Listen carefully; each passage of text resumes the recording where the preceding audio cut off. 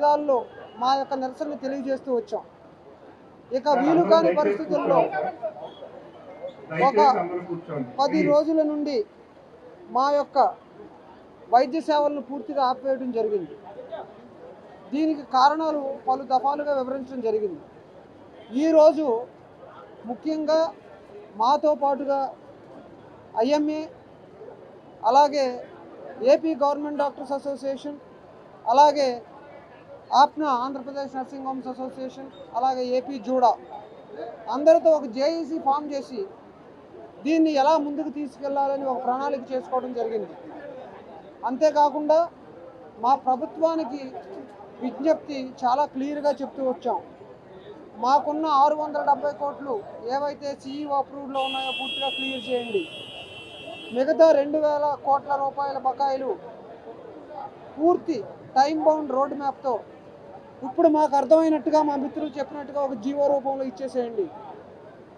ఆ తర్వాత కొత్తగా వచ్చే యూనివర్సల్ హెల్త్ స్కీమ్లో మమ్మల్ని భాగస్వాముల్ని చేయాలనుకుంటున్నారు కాబట్టి మమ్మల్ని ఆ రౌండ్ టేబుల్లో ఒక చైర్ ఇవ్వమని కోరుతూ ఉన్నాం. కొత్త యూనివర్సల్ హెల్త్ స్కీమ్ అనే దానిలో మేము భాగస్వాముల్ని కావడానికి సిద్ధంగా ఉన్నాం. కానీ ఈ స్కీమ్ని మళ్ళీ ఇలా తిరిగి రోడ్లు ఎక్కించే పరిస్థితి రాకుండా మొదట్లోనే మాతో పూర్తిగా చర్చించి దానిని ఒక సరైన దిశ ఏర్పాటు చేసే దానిలో మమ్మల్ని భాగస్వాములు చేయమని కోరుతూ ఉన్నాం. ఇవే మా డిమాండ్స్. మేము అడుగుతుంది, మేము కోరుతుంది ముఖ్యంగా ప్రజారోగ్యం కోసం. ఈరోజు రాష్ట్రంలో 10 సంవత్సరాల నుంచి ఒక కొత్త వైద్య సంస్థ గ్రీన్ ఫీల్డ్లో రాలేదు అంటే ఈరోజు మన రాష్ట్రంలో ఉన్న ఆర్థిక ఆరోగ్య పరిస్థితులే కారణం. దీనిని పూర్తిగా కరెక్ట్ చేయడానికి మీతో పాటు మేము కూడా సిద్ధంగా ఉన్నామని తెలియజేస్తూ మా విన్నపాన్ని మన్నించి ప్రజల్ని ఈ అసౌకర్యాన్ని నుంచి బయటపడేయమని ఆశా తరపున విజ్ఞప్తి చేస్తున్నాం. మీకు చాలా క్లియర్గా చెప్పడం జరిగింది. మీరు ఇచ్చిన 250 కోట్లు మాకున్న 3000 కోట్లలో అంటే 10%, అంటే ఆసుపత్రులకు 6 నుంచి 7% మాత్రమే అందింది. దీనితో ఆసుపత్రులు ఏ విధంగానూ వాటి యొక్క కార్యకలాపాలను ప్రారంభించే అవకాశం లేదు. కాబట్టి 670 కోట్లు పూర్తిగా రిలీజ్ చేయమని మాత్రమే అడుగుతున్నాం. ఈ 670 కోట్లలో ఎప్పుడైతే మీరు 200 కోట్లు 250 కోట్లు ఇచ్చారో 10 మందికి అందితే 30 మందికి ఎటువంటి బకాయిలు అందలా. ఈ రోజుకి ఆసుపత్రి వారు ఫోన్ చేస్తున్నారు. పూర్తిగా ప్రైవేట్ నెట్వర్క్ హాస్పిటల్స్ అన్నీ కలిపి ఒక 400 మాత్రమే ఉంటాయి. పూర్తి ప్రైవేట్ హాస్పిటల్స్ అంటే ట్రస్ట్ హాస్పిటల్స్ కానీ, మెడికల్ కాలేజీలు కానీ, గవర్నమెంట్ హాస్పిటల్ కానీ తీసివేస్తే ఇవన్నీ కూడా ఈ ఆశా నెట్వర్క్లో ఉన్నాయి. సో వీళ్ళందరూ కూడా పూర్తిగా సేవలు ఆపేయడం జరిగింది. ఏదైనా ఒక కార్యక్రమం చేస్తున్నప్పుడు సఫలం కావాలనే కోరుకుంటాం. సఫలం కానప్పుడు ఖచ్చితంగా సభ్యులందరితో చర్చించి నిర్ణయం తీసుకుంటాం. కానీ వన్ వేలో మేము ఆల్రెడీ ఒక నిర్ణయం తీసేసుకుని చర్చ పెట్టడం జరగదు. ఎప్పుడైతే నిన్నే 250 కోట్లు ఇస్తున్నామని మాకు కౌరు పంపించారో, ఒక వీడియో కాల్ పెట్టి అఫీషియల్గా 250 కోట్లు ఇస్తున్నాం, ఈ ధర్నా ఆపేసేయండి అని ఎప్పుడైతే రిక్వెస్ట్ చేశారో ఆ రిక్వెస్ట్ని మేము మళ్ళీ జనరల్ బాడీలో చర్చించడం జరిగింది. సభ్యులందరూ వ్యతిరేకించడం జరిగింది.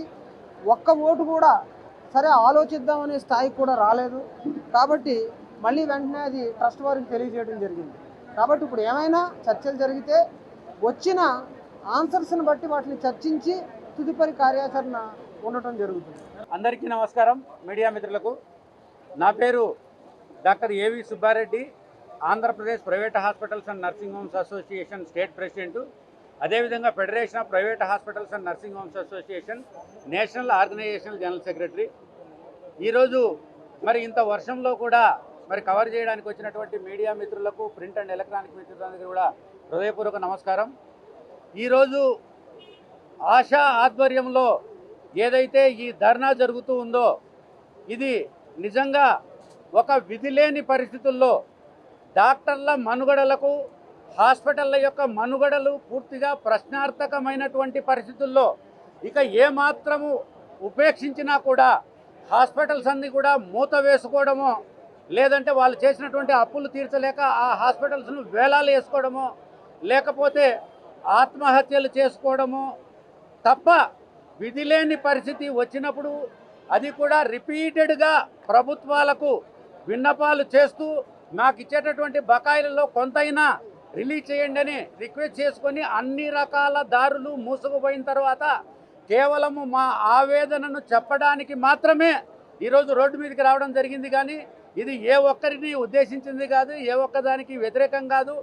దీని కారణంగా మరి ఇంతమంది డాక్టర్లు మరి మొదటిసారిగా ఒక యూనిటీతో ఇక్కడికి వచ్చారంటే వాళ్ళలో కూడా కేవలం వాళ్ళ మనుగడ ప్రశ్నార్థకమై ఈరోజు ఇబ్బందికరమైనటువంటి పరిస్థితుల్లో ఎంత ఇబ్బందికరమైన పరిస్థితుల్లో ఉన్నారో ఈ పరిస్థితిని ప్రభుత్వాలు అర్థం చేసుకొని మరి కావలసినటువంటి బకాయిలు ఇచ్చి భవిష్యత్తులో కూడా ఈ వైద్య రంగాన్ని కూడా సక్రమమైన మార్గంలో ఒక కంఫర్టబుల్ జోన్లో ఉంచితేనే అటు వైద్యులందరూ కూడా ధైర్యంగా ఒక నమ్మకంగా ప్రజలకు సేవ చేయడానికి అవకాశం ఉంటుందని కాబట్టి ప్రజలకు సేవ చేసేటటువంటి అవకాశాన్ని పరిస్థితులను కల్పించమని దానికి సంబంధించినటువంటి నిర్ణయాలు తీసుకోమని వేడుకోవడానికి రిక్వెస్ట్ చేయడానికి ప్రభుత్వానికి విన్నవించుకోవడానికి మాత్రమే ఈ ధర్నా చేశాం. ఆశా చేసేటటువంటి ఈ ధర్నాకు కానీ ఈ న్యాయపరమైనటువంటి దానికి ఖచ్చితంగా అప్నా పూర్తి మద్దతు తెలియజేస్తుందని అదే విషయంలో ఇప్పుడు భవిష్యత్తులో గవర్నమెంట్ డాక్టర్లకైనా ప్రైవేట్ డాక్టర్లకైనా జూనియర్ డాక్టర్లకైనా అప్నాకైనా ఆశాకైనా ఐఎంఏకైనా ఉన్నటువంటి అన్ని రకాల సమస్యలపైన మరి సరైనటువంటి నిర్మాణాత్మక దృష్టితో కన్స్ట్రక్టివ్ విధానంలో మరి ఉద్యమించి సమస్యలను మరి అటు ప్రజలకు ఇటు ప్రభుత్వాలకు మాకు వైద్యంతో సంబంధించిన వాళ్ళందరికీ కూడా వివరించి మా హక్కుల విషయంలో అందరూ కలిసి పోరాడాలనేటువంటి ఉద్దేశంతో ఈరోజు జాయింట్ యాక్షన్ కమిటీ ఏర్పాటు చేయడం జరిగింది. కాబట్టి అందరికీ కూడా ఈ అసౌకర్యంలో మరి ఏదైనా ఇబ్బంది ఉంటే ప్రజలందరూ కూడా మమ్మల్ని అర్థం చేసుకోవాలి.